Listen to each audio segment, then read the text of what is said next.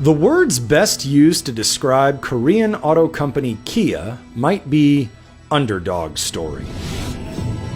In the 1990s, Kia was a low-end brand, even kind of a joke. They were absolutely terrible vehicles. We had reliability information on, the reliability was terrible, the performance was terrible. After saving it from bankruptcy in the late 1990s, its parent company, Hyundai, went on a hiring spree to rebuild Kia's identity.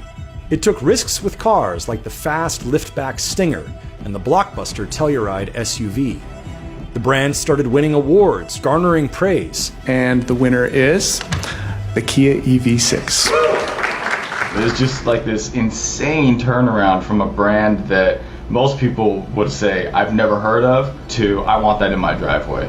Sales have increased threefold in the US over the last 20 years.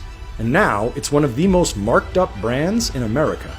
We had a record in 2022. First 6 months of this year, we have more vehicles that have received IQS awards this year than any other brand. And now it wants to take on the EV market, where it's already making waves.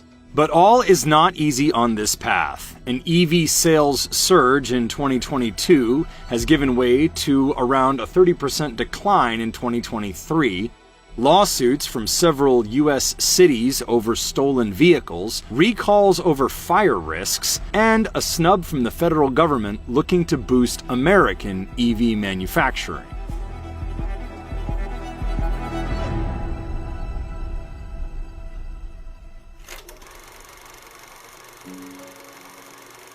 Kia started out as a components maker in 1944, steel tubes and bicycle parts. It manufactured Korea's first bicycle, the Samchuli, in 1952. Then came the K360 three-wheeler in 1962, and the T600 in 1969, and the Brisa, first as a pickup in 1973, then a passenger car the following year. In 1994, Kia entered the US. The company's early image in the United States was primarily that of a value brand with an undistinguished product. Many early cars didn't even have airbags unless you added them. Typically, when you enter the U.S. market, you take your best shot with what you have, and you come in from a price positioning perspective, and you want to try to appeal on that type of entry value. You quickly have to move out of there because it's not a sustainable place to be. So Kia began there, as a lot of the newcomers have, even the Japanese brands did 50 or 60 years ago. The company ran goofy commercials that stressed how its cars were well-made and yet affordable. Why subject our cars to all this abuse? Because we think it's about time everyone had a well-made car. The brand also expanded slowly across the U.S., beginning in the western states. They had a very confused identity in the 90s. I mean, I hate to say this, but it's like almost like corporate strategy was like, let's throw spaghetti at the wall and see what sticks. Vehicles like the Kia Borrego, which was this bizarre vehicle that was an SUV that looked like a car-based SUV, it was based on a truck. They had the Kia Amante, which was this car that was trying to look like a Jaguar or something that was just terrible. Turns out that was just the beginning of its problems. In 1997, Kia, which at the time was the second largest Korean automaker behind Hyundai, went bankrupt. That contributed to the Korean financial crisis. Ford and Hyundai got into a bidding war, and despite the Korean government's resistance, Hyundai, which wasn't in very good shape itself, rescued Kia in 1998.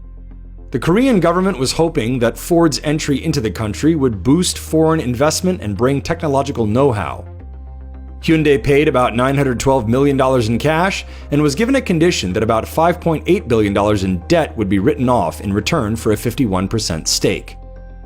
The company was restructured so that the two automakers could share platforms, components, technology, and leadership. Over time, Hyundai has reduced its stake to about 33% of the company. I think the big change was when Hyundai took over a leadership position and they started using some of the Hyundai platforms. And Hyundai was obviously going gangbusters. Kia went right along for the ride and in some ways bested Hyundai at their own game. In the mid-90s and early 2000s, Kia was ranked at or near the bottom of pretty much every list possible.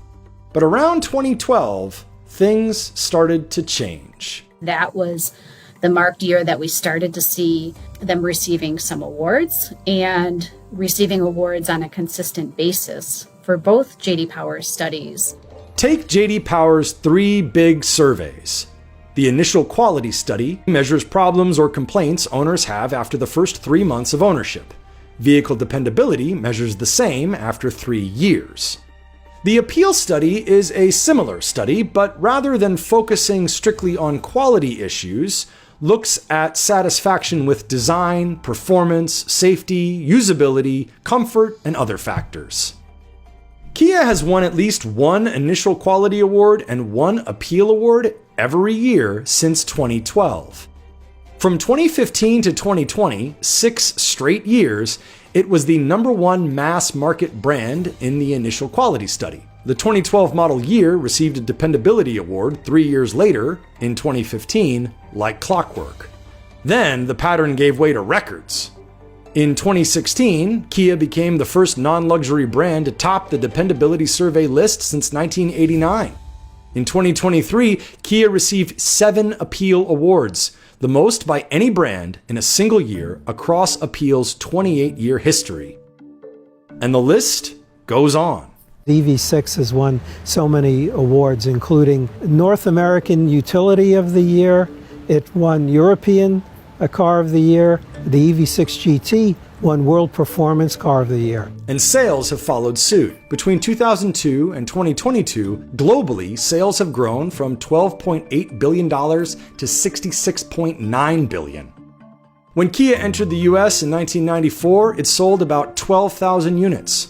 In 2022, it sold nearly 700,000. US market share has grown from 1.4% in 2002 to 4.96% in 2022. Kia is also the brand with some of the lowest days to turn. That's basically how long it takes to sell the car. It's what industry analyst Ivan Drury considers to be a kind of gold standard for measuring the popularity of a brand. Both the demand for the brand and wider industry demand play a key role. Numbers can rise and fall. For example, in 2005, Kia's average was 83. But by 2012, days to turn had fallen to 33, second only to Subaru among direct competitors. It rose again to a high of 79 in 2017, almost back where it had been and behind several rivals. In 2021, it fell again to 40, and by 2022, the number was at 15. Of course, this is a trend across the board, tight inventories brought on by supply chain troubles and other industry-wide problems. But in 2022, it was behind only Toyota, Subaru, and sister brand Hyundai. Through the month of July in 2023, it was in 3rd place. The most telling aspect of our success is that when a lot of our competitors recover from their supply chain challenges, we're still holding our share. Kia is also one of the brands with the highest dealer markups. For several years, they've consistently outperformed rivals. When they have had to mark down products, Kia dealers have discounted the least compared with peers. In 2022, Kias were on average marked up 6% above their sticker price, far above the competition. That is not welcome news to buyers, but it shows that many are willing to pay. We're getting customers trading in cars from all kinds of luxury brands. Our transaction prices are higher than our competitions in the same segment. When you look at Telluride, it's been selling over MSRP since its introduction some time ago, and it's still holding up there. And we've doubled the production of it. So it isn't that it was an extreme shortage, it's the demand for that product. You think of them as the budget brand, the rental car brand. Now you go to the dealership, people are bidding on these things. Like, that's pretty wild.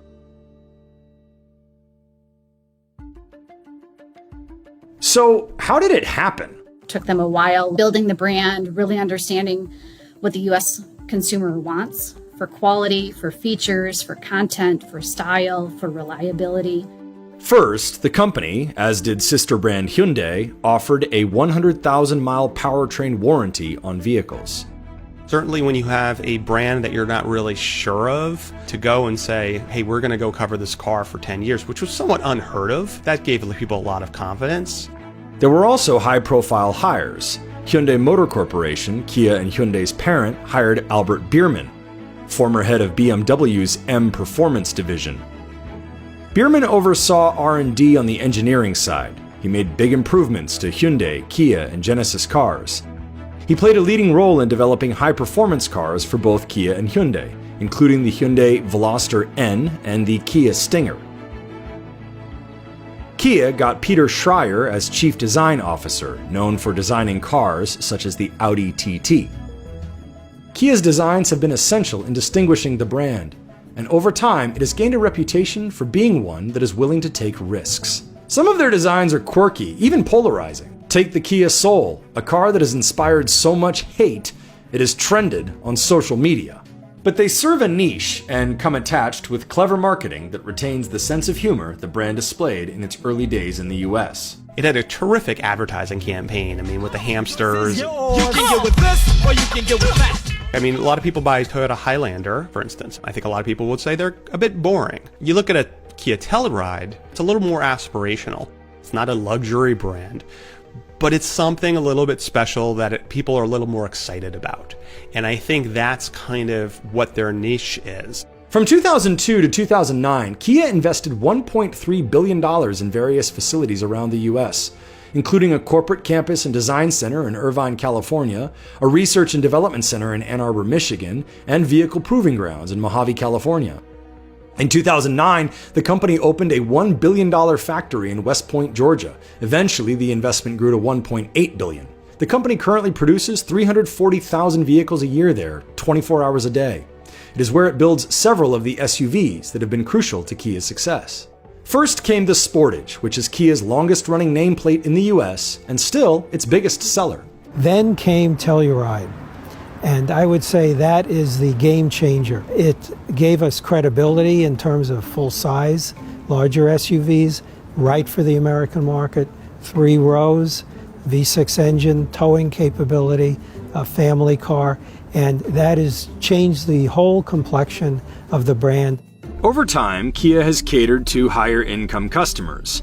In 2019, 34% of Kia buyers had incomes over $100,000. By 2022, it was 46%.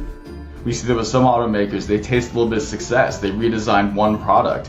It becomes the DNA for the brand, but then they hold on too tight. They're not willing to pivot. They see that there's changes in the marketplace. They're not willing to do anything about them because they say, look, don't mess with success. Whereas Kia said, you know what, let's just risk it. Let's just go that way. Hey, you know what, market's going SUVs. Let's make an SUV, but let's make an SUV. Let's make a really square, boxy thing when everyone else is saying, look, these soft rotors are hot. They knew people still wanted something that said, I'm going to go off-road. Whether or not you did or you didn't doesn't matter, but the fact that it looks like you can does matter. Kia also changed its logo and underwent a rebranding, the latest in a series of several such changes. That has gotten everyone's attention. People notice it, what's going on with Kia, and they start to look deeper.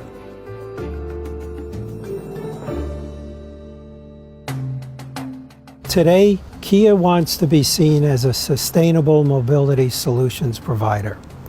And that means all kinds of vehicles, all kinds of ownership and use cases, all kinds of power trains, which will eventually lead to autonomous vehicles. For part of 2022, Kia was in second place in EV sales in the US.